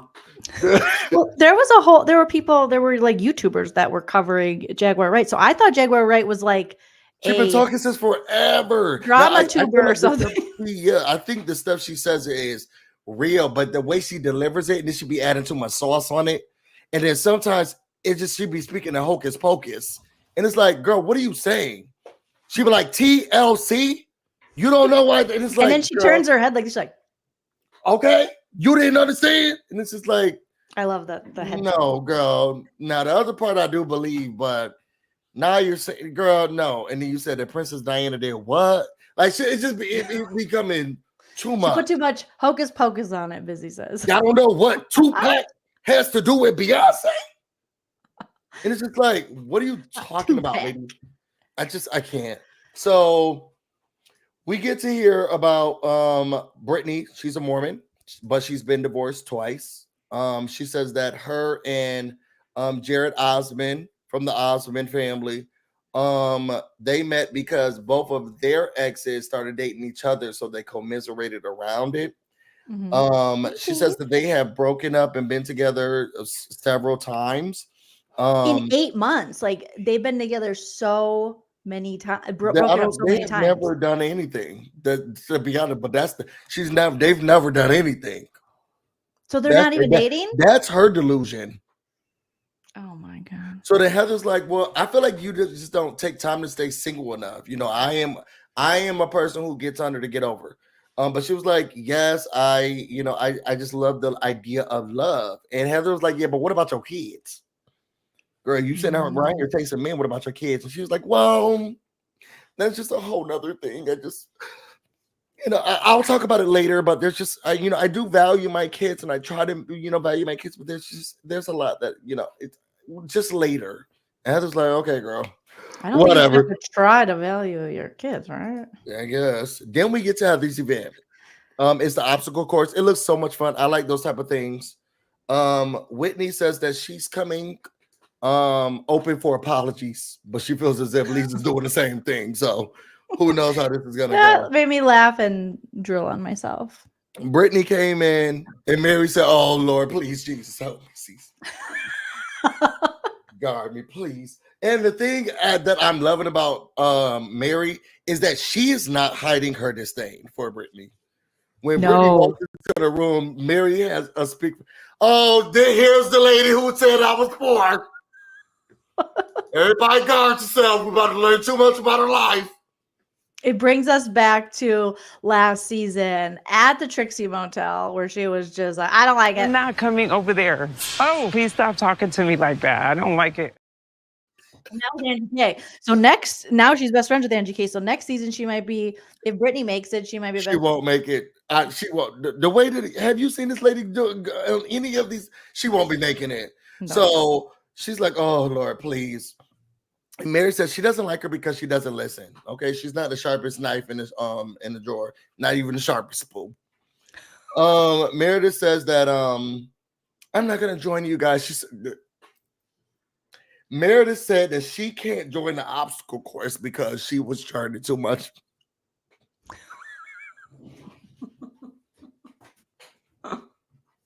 I'm not going to be able to join the obstacle course. I've been churning too much butter. Girl, what? I have carpal tunnel from what century do we live in? That I mean, remember last season when they did the butter churn? She was throwing shade at that. But is that her regular thing though? No, she said since then she's. I took it as she still lube that thing up when you turn in the butter. Make it a little bit more loose when you try to do it. Trust me, I've been churning butter since I was little, and I've never had an issue. From my farmland, or nothing or farmland. She ain't churning the butter, right? That's soft sweetener on my farmland. He would love it. So then we got Lisa, who says she's gonna be ignoring Angie and Whitney throughout this whole entire time. Angie said, it's a change is coming when you're more excited to see Meredith than you are Lisa. So I thought the obstacle courses and everything that they were doing cute. They kept talking about who's giving who a blowjob and who was doing what sexually on the ropes. I guess they bring out the dominatrix and the ladies. I don't know what they got going on in Utah. So now it's time to eat. I thought it was really cute that they had like the little food truck. So everybody's getting their food, and then the mess starts. Here we go, y'all. First, we get Britani.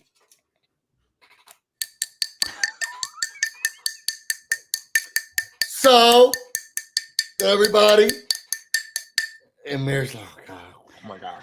Here we go. So I have an announcement. Oh, God, so cringe. Jared and I, we went out. We bought matching jewelry. And we made it official. Can you believe it? And at my big old age, he put it on Instagram. They're like, oh, well, it's let me see. Oh, it says me and my friend. Yes, we went to Costco. So you know, he kind of jokes like that when I'm like, "Oh, you're my boyfriend." He's like, "I don't even like you." You know, it's the cat and mouse thing that we do. But like people on Instagram don't know you're joking. So he didn't refer to you as his girlfriend. He said he's his friend. Well, it's the first step. You know how they're like, "No, you're not my girlfriend," and you just gotta kind of stalk them a little bit more. So that's what we were kind of doing. So that's why I was like, "Oh, you're gonna carry me through Costco." It's how he plays. So you're officially his stalker?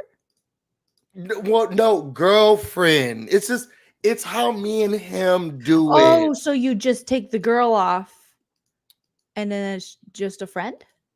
That's kind of, but like, yeah. Am I stupid for this? Yes. I'm not sure. All the girls like, girl, this not official.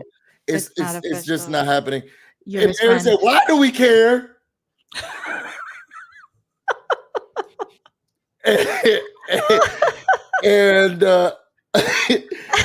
and Brittany says, Mary, rude.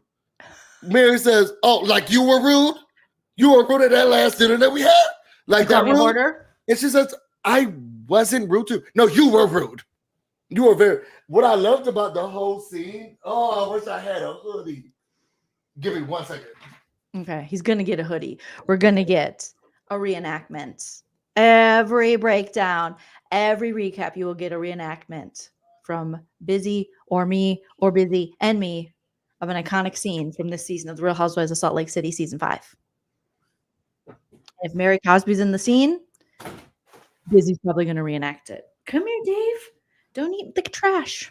Here What we I go. loved about the whole entire scene is that, oh, this is not my coat, so it doesn't fit. I was like, Mary, a little Tay the Bay coat. she kept going like this the whole time. Why do we care? Why is this even something that we even care about? What is this about? And she's like, Mary, why are you telling me? Nobody cares about what you got going on. It was given, I still know what you did last summer. Why do we care? Nobody even cares. Oh, so she was like, I don't care. She was like, well, you were rude, and no, I wasn't rude. You were rude. You said you identified me as poor, and she was like, I didn't say that. I don't know how you grew up. I have no idea. Okay, just like I don't care about you and your boyfriend. Okay, I don't know why you had to make that announcement, Mary. That is so rude. Isn't this a group of friends? I don't know. I don't even know you. You smell like hospital. Okay, what? Don't you want me to care about you? I'm not asking you to care about me. Okay, I didn't have an announcement. So then Lisa says, Brittany, I kind of feel like Jared's kind of working you just a little bit. And Brittany says, you think so? Yeah. And then when he says, when I met him, he seems like a politician. So I kind of have the same concerns as she does.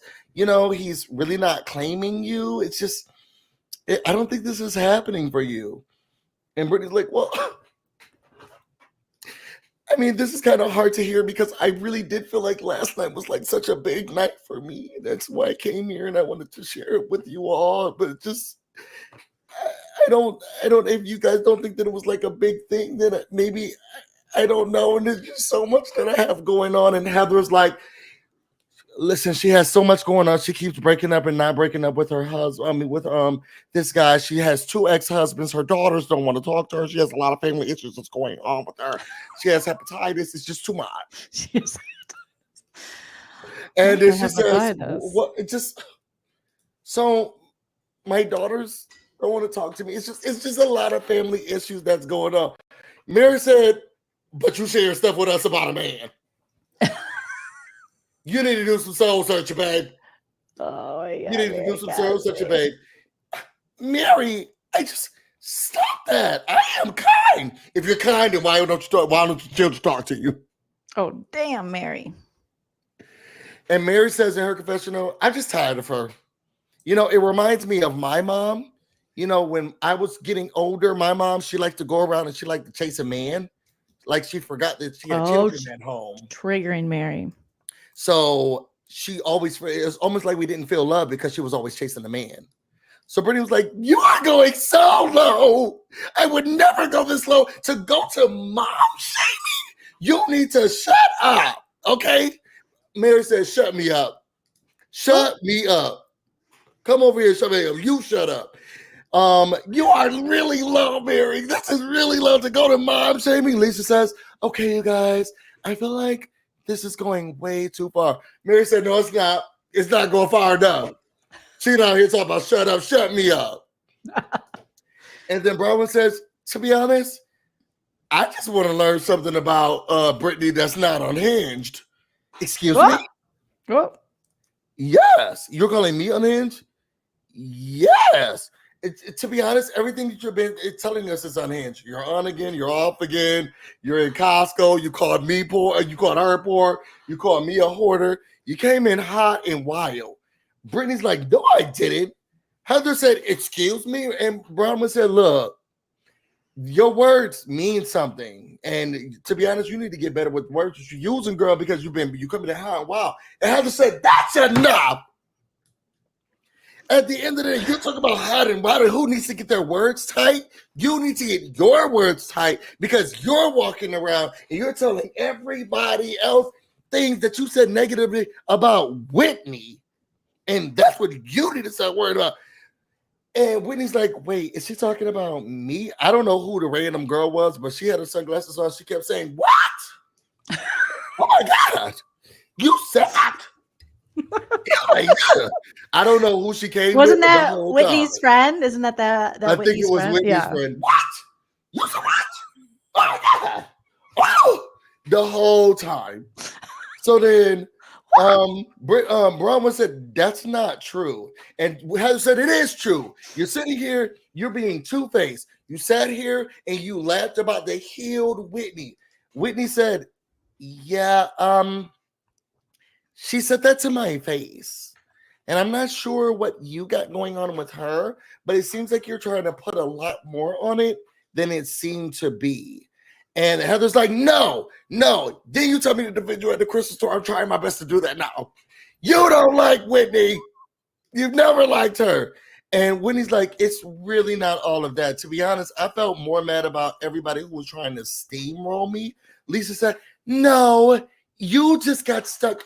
What you're still stuck on and what I'm still stuck on is this podcast stuff. And you're going around saying things." Whitney said, "Look, I wouldn't have to say it on the podcast if I could say it to your mother face. Okay. Man. And there's a reason why I said those things about you. Maybe you need to do some introspection." And Lisa's like, "No, maybe you need to do some introspection." She's like, "No, I know that there's things that I have to fix. To be honest, I apologize for talking to you on a podcast." Lisa says, "Thank you." And then her confessional, "Just because I got an apology doesn't mean that we still don't have issues." Girl, what are you mad about now? The bath bombs? You taking Meredith's bite? And here's Meredith. "Would I have liked an apology too?" Yeah. Am I gonna get one? No. No, for my family and stuff, we would have loved an apology. I'm thinking, you wanna be, girl. This is not about you. Would I have liked an apology? Girl, you just mad because they skipped your head, duck, duck, goose.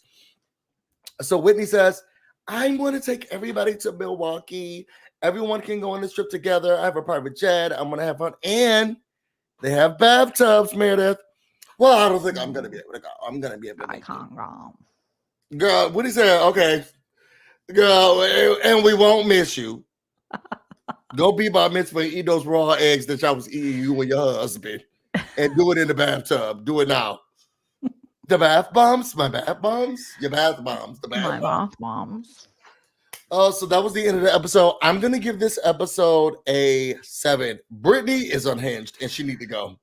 No, if she's As soon as you unhinged, get keep to Brittany's her. like, hey, nice to meet you. She's like, oh my God, my children don't talk to me. No, Girl. that is even more reason to keep her. I like it. I think Bronwyn obviously is I pulling her love weight her. so far. And if Brittany's gonna be this unhinged, we might need her for a little bit, even if it is very Delulu, right? It's too much. Who's with me? Who's with me? Molly said, I just love Busy's killing it covering this season with the reenactments and impersonations. And if you guys aren't following Busy on TikTok or me on TikTok or Sip Ki on Instagram, definitely. Oh, We've been putting yes, up shorts too. We are that are doing our so shorts. funny. I'm trying my best to get into the whole, because I get a lot more love on TikTok, but I think that their algorithm is just crazy. Like it pushes your content out more. Well, you can can we do StreamYard and do live on TikTok at the same time? Or you could set up a camera. I'm sure and we can. Yeah, because we can do it we could do it on our Sip Ki Instagram too. I say we start doing that.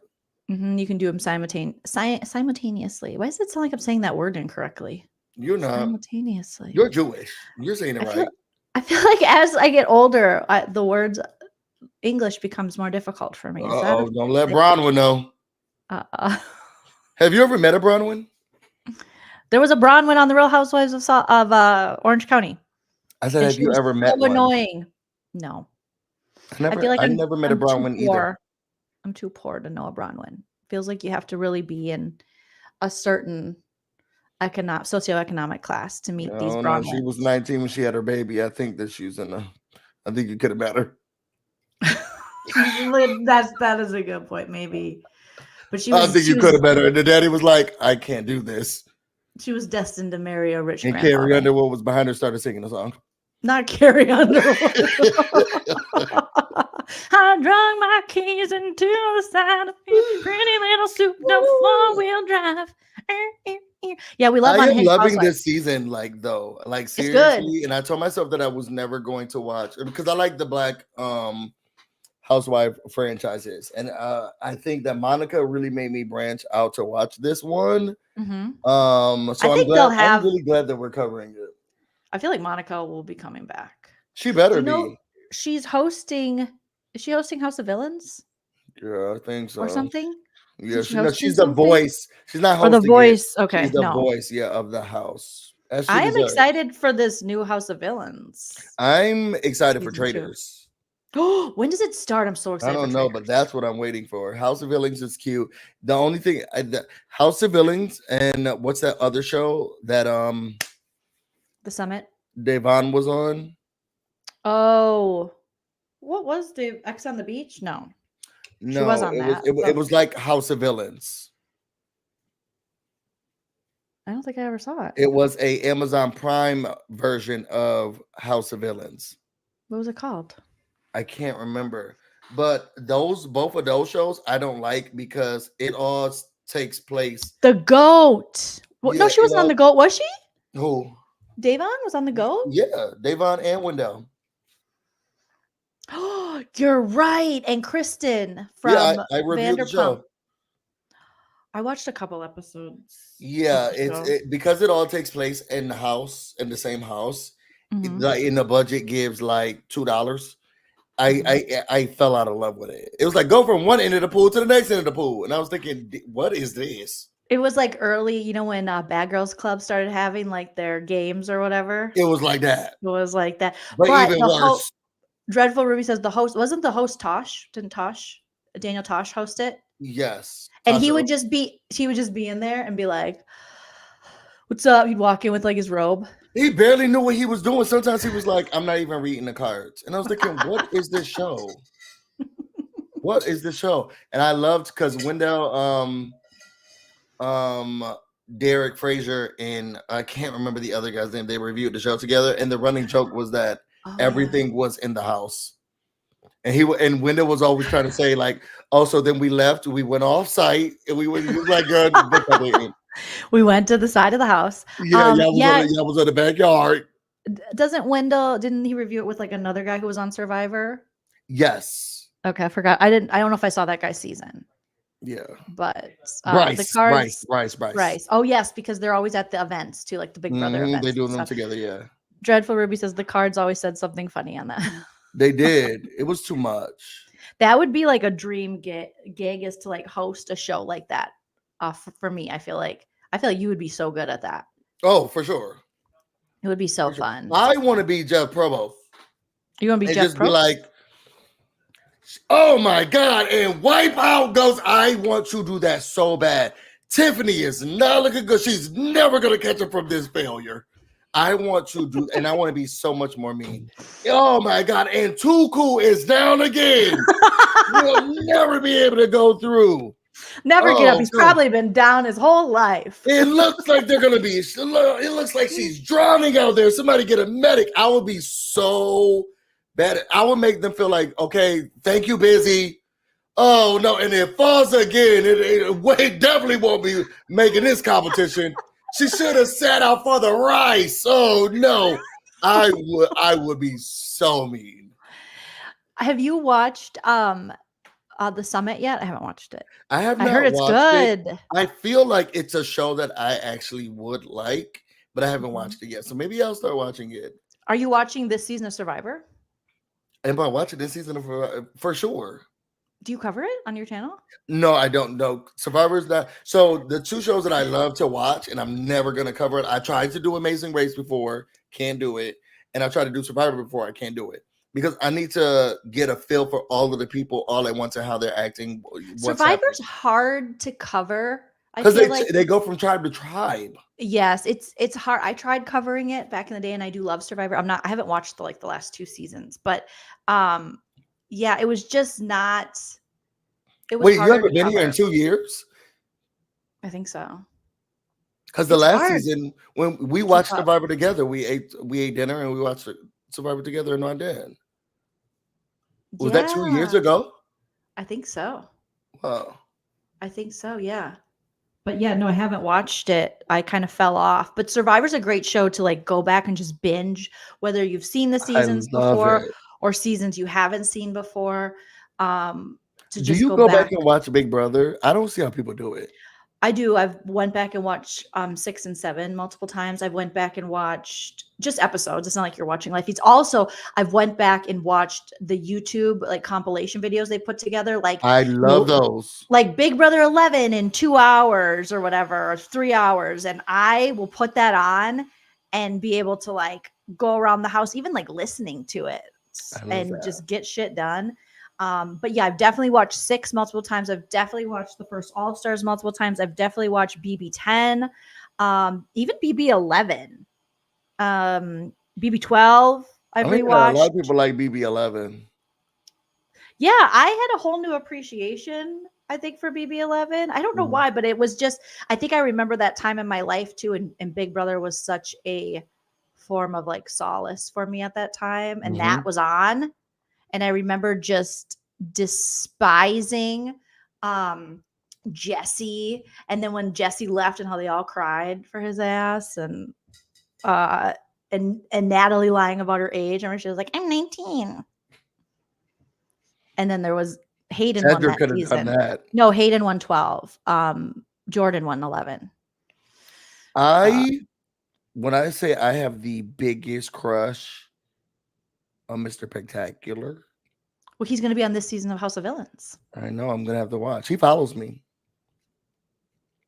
So, oh my God, you guys are going to hook up. Don't cheat on Tate the Bay. No, I would hook up with James Ryan, but I think that you would not. Have you seen his tweets and stuff? As I said, I think he's a Republican. Not just he's a man. I wouldn't tell anyone that I did it though. But you remember, he's been amazing. Have you ever had a Republican significant other? No, never in my life. No, and I don't think that I I don't think I have either. I don't think that I have those type of people. No, I don't think that I have those type of people in my circle. I do have a friend who's a friend of a friend who's like insulated in the circle, but I don't really communicate with them like that. But outside of that, I don't think that I attract those people. I lived in Arizona, and people who are undecided. Well, I lived in Arizona, so I definitely have Republican friends. Oh, okay. I don't really have a lot of people around me who are MAGA. Some family members, not immediate, but yeah, that's you should see my dad. Jess and Nick's post. Oh, Lord, unfollow, block. Cody, you mean? Oh, sorry, Jess and Nick. Jess and Cody, yeah, unfollow, block. I mean, it shouldn't surprise you that Cody Nixon would be. But Jess. Yeah, I know. Actually, no. Actually, no. But they matter to me. You were big for Cody during that season, I remember. I loved Cody. Because I did not like the way he played the game and him as like a person were two totally different things. Because walking on the coffee table. Even when I was rooting for him, because I went back and I was like, should I take this video down because I don't want to be promoting him? And I went back and I talked about it where like I don't think he's a great person, but he played the game on his own terms and against everyone else. And that was the thing that I liked about him. Now he can go to hell outside of Big Brother, but when it came to his game, I thought he did an amazing job in not being brainwashed. See, that's what happens when he didn't get the bracelet. It was such an unlikable cast as it was. So Cody stood out as someone in that cast. What was the girl's name? Was she Filipino? Was she Asian? What was her name? Alex. Oh my God, I still can't stand her to today. I can't remember her name. When Jess left, she goes, "Don't worry, Jess, I'll take care of Cody for you." And she was all they're always talking about her. Care of my damn thing. When they started yelling at the old dude, and she's like, "Get out of that girl." I'm thinking, if you don't sit your mousy ass down, she like a Looney Tunes character. If you don't cut I can't stand her. Oh, the old dude, Kevin. Yeah, Kevin. When they started yelling at Kevin, that was like, now this is really getting out of control. And Big Brother needs to step in. That was one of the first times that I was like, they need to step in. Not Shima and her thing in the pool. Y'all need to step in for Kevin. I love Shima. When they were cussing Kevin out and treating that old man like that. We were really his number twos. Girl, are you sure? Because that's what you said here. Yeah, but we were really we were really me and what was his name? Matt. Yeah, I wonder what scam she's doing now. I think she was like, wasn't she living on like a houseboat or something? I hope so. Oh my God. That year, I got so many messages. I think that was even before I didn't cover BB19, but I had friends and friends of friends that knew I was a big Big Brother fan. And they warned me about Raven because people in that gastroparesis community already were on to the fact that something wasn't right there. So I got messages from friends of friends in the gastroparesis community who were like, oh my God, and Raven. And then as I covered future seasons, even the season after started with BB20, that's when people were still bringing up Raven to me. And I'm like, she's a psycho. I mean, the swindling don't stop because she made it a jewelry. She's the original, or not the original, but like Gypsy Rose before we knew about Gypsy. And it's just so sad. It's so disgusting. I hope whatever she's doing right now is failing. What about Matt? I almost liked him less than her, Matt, because he was just such. Wasn't they just having sex the whole time? Like he was there to go to Pound Town. And he wore the same cut off orange t-shirt every day and ate cereal. What else was you supposed to do? Just a waste, friend. Maybe I'll do a rewatch one of these days. All right, so I gotta rewatch for members. We could do a rewatch for the members. That would be fun. Let us know in the comment section after the video post if you guys are interested in us doing any Big Brother rewatch, Survivor season rewatches. So I think that the next one that we do, which is what is it? Did we decide Fridays? What day did we decide?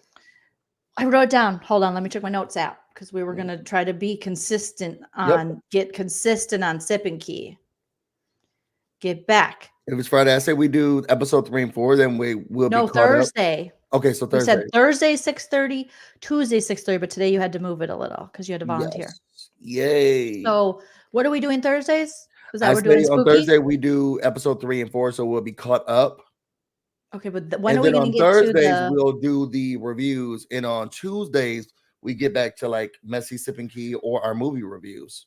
Yep, we can do spooky stuff and add that in with some new messy drama stuff. Yeah, because there's some stuff that I've been seeing on the internet I want to talk about. Yeah, and I want you to share. I want you to share it with me. Like that lady with Share the it rug. with me. Yeah, or is it the haunted weird? Yes, people have been sending me that. I want to talk about that. Okay. All right, so we want to thank everybody for coming into this. We gotta watch Only Murders in the Building. We normally watch it for lunchtime, but I had to start. Is that cooking. good? TV Talks with Tom, I think. covers Is that. it good? Well, first of all, where have you been? It just it just doesn't. It's an amazing television show. Amazing. Really? Yeah. Amazing. I mean, So it is. that's what we're about Steve to go do Martin, before go to Martin bed. Short, and then Demi Lovato, right? Yes, Demi Lovato is there. No, not Demi Lovato. Played by Selena Gomez. Whoever used to date Justin Bieber, Selena Gomez, not Demi Lovato. Yes. I cannot keep the Disney characters, the Disney kids straight. They're both Disney kids, aren't they? Nickelodeon. What's going on behind you? Somebody about to saw into your house? Just vacuuming, I think. Oh my God. I was thinking, why are he's you not probably using concerned? The green machine. We're having, Dave will have a bunch of good days, and then all of a sudden he'll just be standing on the stairs and pissing, and we're like, "What are you doing?" He's like, That happened right before I went live for my members on my channel. I was like, "Okay, Dave, go downstairs to Dad," and Chel's downstairs, and then he just stood there, and Chel's like, "Come on, buddy," and then he's just like peed and looked at us because we've been stopping him from eating out of the litter box. He was trying to eat. He's a turd burglar. I used to have a punk who would do that. So I think he's mad that we're stopping him from turd burgling. Like, my little treat. He runs in there so fast to get. I don't get it. What is it? Cat poop. I don't know. I'm like, I had a punk who that he loved cat poop. Disgusting. And we're feeding him like good food. He's got ice cream. I put whipped cream on their little like Ben and Jerry ice cream dog treats. He said this doesn't taste like shit. There's nothing like some cat piss and poop. And then we stop up and he sat on the stairs and he urinated on one of the stairs. So you're not gonna give me my poop? Yep. And we were like, David. And there's two different types of cats. Oh, the delectability of it, the choice. So I bought off Amazon because I was like, oh my God, what are we going to do? Because Teddy, when we first got him, he would go sneak Tilly's poops, but he stopped pretty soon after because we're like, no, Teddy, you're better than that. We'd always tell him, you're better than that. So then he stopped doing it. But Dave, oh my God. He's like, oh no, I am not better. So I bought this door thing, like these two of them, cheap, where it looks like a little cat, and you put it so it just keeps the door to the laundry room open enough. Okay. For the cats to get in there, go to the bathroom, but hopefully Dave's little skinny ass. It doesn't have a lid through it. Yes, there's one litter box. We have two litter boxes. So one is covered, and then one is the open one because I wasn't sure what they were going to be used to, And we had a covered one, a brand new one that I never used for Tilly because when she got, older and sick, I had to get rid of her covered litter boxes because it was hard for her sometimes to even get it. Yeah. And she was getting UTIs and stuff. So then I had this open one. So I was like, I'll just put both out and they can kind of pick, because technically you're supposed to have. And now he has a litter box. Yeah, for each cat. So I want to get another covered one because I do not like an open litter one. Me either.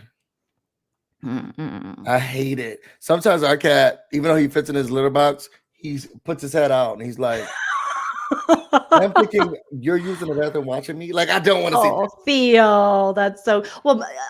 Sometimes Tilly, I would hear her like if she dropped like a juicy, she would gag herself. Sometimes she would come out and be like, ugh, go clean that up. And I'd be like, You do Did? not want to go in there, girl. I can't do. Her own feces made herself barf. Oh, Daddy D. I rescued a bonded pair. Cordelia Chase. I just haven't put it on social media yet. Cordelia Chase, and then her brother, the orangey porangey Prince. So this is Cordelia, and she's like a long-haired Tilly. I feel like she's I just love it. the sweetest. And then Prince is up in his little tower sleeping. But yes, Daddy D, we're a 5 fur baby family. I'm gonna be a hoarder soon. Starting Busy's to worried do. about me, but good thing the HOA has. You have to stop at 4. They gave and her I 11 went to at 5. 4, so now she's up to 5. Okay, and then when she gets her next one, I'm calling the police. No, the HOA is fine. They said 5. Child. I was about to say something, but I don't want to give the people ideas, the bottom feeders ideas. All Now right, look y'all, at she so- stepped on the keyboard and then she Yeah, was good. like, Last time it was Busy's the Prince. star. Busy's the star. That's what she Last said. time it was Prince, so No, it's she was like, my turn. So Cordelia, I look just at this beauty. step on these keys. Look at this beauty. She is pretty, really pretty. All right, I gotta go. Thank right. you all Bye, for joining guys. us. We really enjoyed this. We'll see you all on Thursday at 6:30. And just know that